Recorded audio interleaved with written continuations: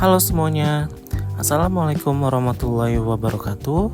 Shalom, Om Swastiastu, Namo Buddhaya, salam kebajikan untuk kita semua. Nah, di sini kami dari kelompok grup 3 akan menjelaskan tentang pentingnya kontrol dan audit dalam sistem informasi, keamanan, keandalan, dan efisiensi operasional. Berikut anggota kelompok kami. Yang pertama itu ada Aditya Malik sebagai ketua, yang kedua ada Immanuel Panjaitan, yang ketiga ada Asima Purba, yang keempat ada Rahmat Ade Fitria, dan yang kelima ada Muklas Arya Kodri. Baik, di sini saya akan menjelaskan tentang audit dan kontrol sistem informasi. Audit teknologi informasi atau TI adalah proses sistematis yang menilai dan menguji aplikasi serta infrastruktur TI dalam suatu organisasi. Audit ini bertujuan untuk memastikan integritas data terutama validitas transaksi keuangan dan akurasi persediaan dengan mengumpulkan dan mengevaluasi bukti sesuai standar yang berlaku.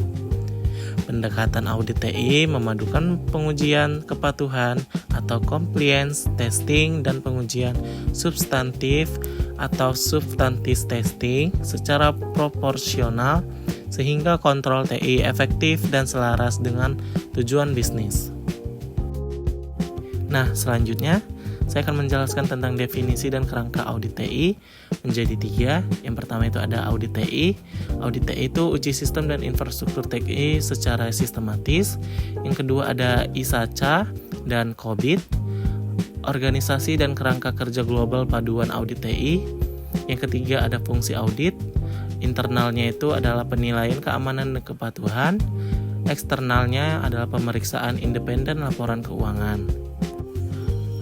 Proses audit TI dan audit universe. Nah, di penjelasan yang pertama itu ada audit universe, daftar lengkap area audit TI yang dapat diaudit. Yang kedua ada COVID 5 dan 2019, framework untuk manajemen dan tata kelola TI. Yang ketiga ada risk assessment, penilaian risiko untuk prioritas audit dan mitigasi. Penjelasan penilaian risiko dengan matriks risiko menjadi terbagi 2, yaitu yang pertama ada tingkat risiko. Nah, di bagian tingkat risiko itu ada warna merah, yaitu ekstrim atau tindakan segera. Yang kedua itu ada oranye, tingkat tinggi, butuh perhatian manajemen. Nah, di bagian penjelasan tingkat risiko atau lanjutan itu ada warna kuning, yaitu sedang atau perlu strategi mitigasi. Yang penjelasan hijau tentang rendah atau kelola rutin. Di bagian alat dan teknik audit TI itu menjadi 4 bagian. Yang pertama itu ada audit productivity tools, yaitu dengan mempercepat tugas administratif audit. Yang kedua ada teknik dokumentasi sistem, yaitu tentang data flow dan diagram proses sebagai bukti. Yang ketiga ada Computer Assisted Audit Technique Quiz atau CAATS, yaitu tentang otomatisasi proses audit menggunakan software.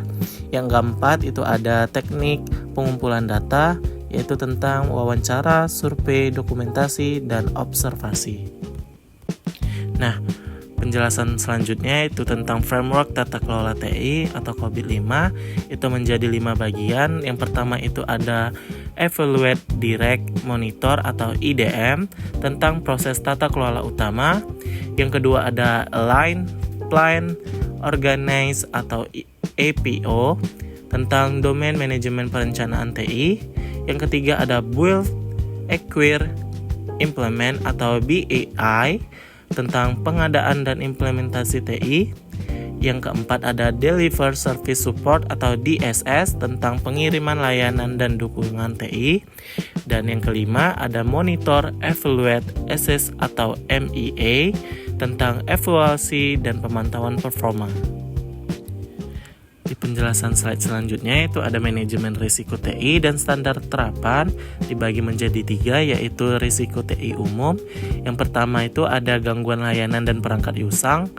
Yang kedua itu adalah kesalahan operasional akibat pelatih rendah. Untuk yang kedua itu ada standar dan framework. Itu tentang COVID, ISO 31000, NIST SP 800 sampai dengan 30, evaluasi resiko sistematis.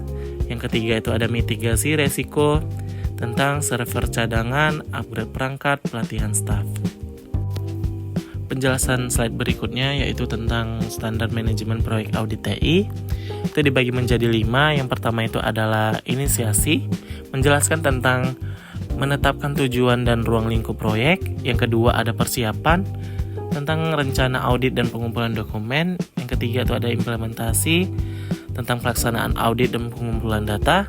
Yang keempat ada monitoring dan supervisi, tentang pemantauan dan validasi tindak lanjut. Yang kelima, evaluasi, tentang analisis temuan dan laporan akhir audit. Terima kasih semuanya, itu saja penjelasan yang dapat saya sampaikan. Kami dari kelompok grup 3 mengucapkan terima kasih banyak atas partisipasi yang sudah melihat video tersebut. Assalamualaikum warahmatullahi wabarakatuh. Shalom. Om Swastiastu, Namo Buddhaya, salam kebajikan untuk kita semua.